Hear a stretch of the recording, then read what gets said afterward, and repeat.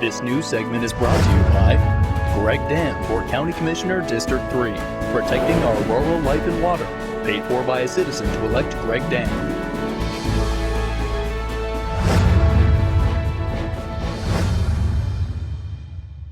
Welcome back. Great Basin College is now accepting applications for nursing scholarships.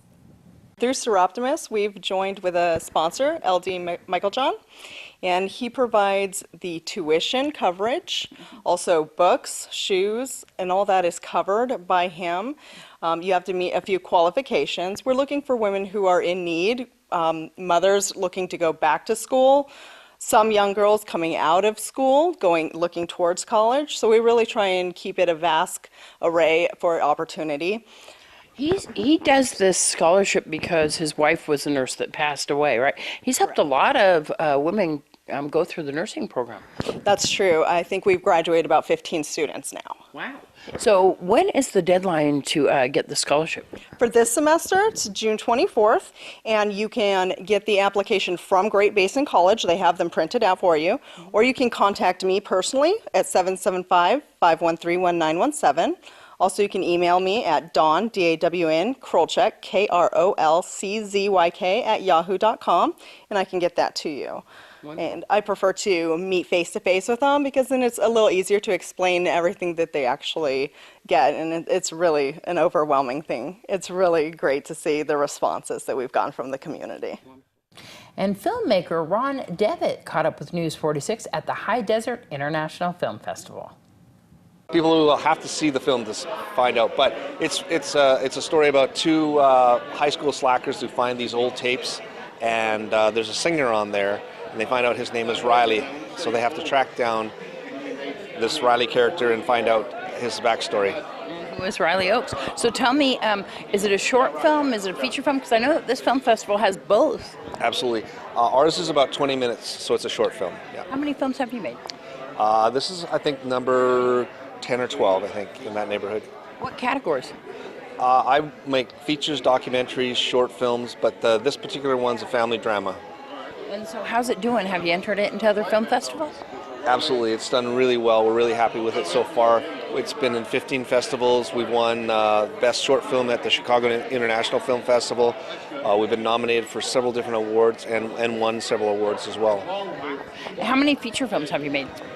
I've made a couple feature documentaries. I've written a bunch of feature film scripts. We're going to shoot hopefully one next year and one the following year. So I haven't actually made a full-length narrative feature yet, but I've made documentaries, yeah. You're out of Canada? Calgary, Alberta, Canada, yes. How are you liking Pahrump? I'm loving it here. The weather's very favorable. It's terrific. The people here are amazing. I've already seen some great films.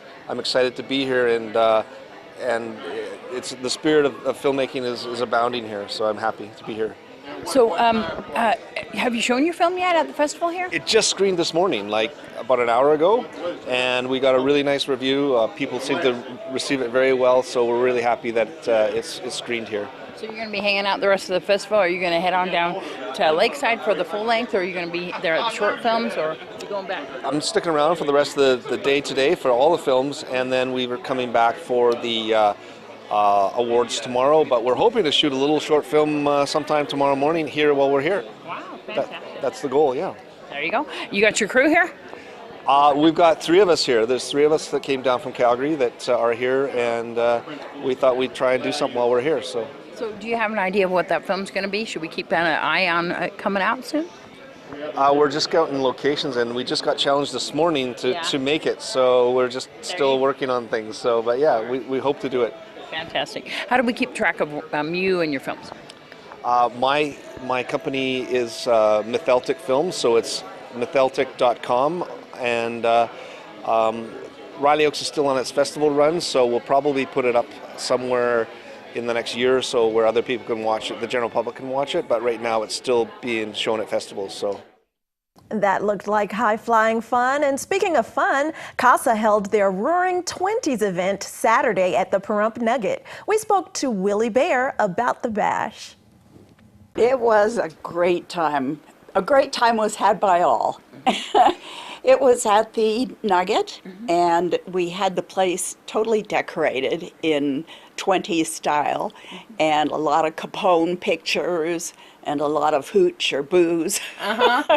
So it was great fun. Everybody got dressed up, didn't they? We had, I would say they didn't have to, but about 75% of the audience dressed up. Yeah. And yeah, so it was a lot of fun. It was great seeing people that you didn't recognize, and then it was like, oh.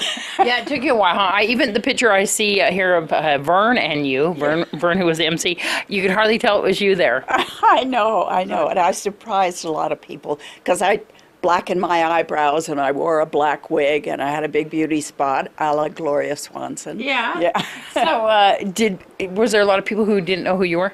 There was a lot of people who didn't know who I was at first until I spoke, and then they knew me. We had the Fat Cats entertaining, and there was some dancing. We even had a little bit of dancing. So much fun. I know. I was thinking that we should have had a Charleston contest, but I don't know how many people would have jumped up to do that.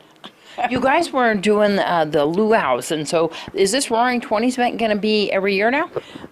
We're going to celebrate a decade every year. It'll be probably a different decade, although this was so much fun we may repeat it. Who knows? We'll see when the time comes. We are having luau on September 10th.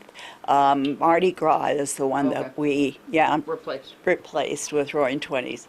And so this was a fundraiser all to help CASA. Tell everybody about that. Correct. CASA stands for Court Appointed Special Advocates, and we recruit, train, and support volunteers who advocate for children in foster care who've been abused and neglected. So we always need money. We receive no government funding. We receive no United Way funding. And so everything we do to keep us alive depends a lot on our special events and on grants as well. Now that was a lot of fun. Yes. Yeah. After the break, an update on Discovery Park.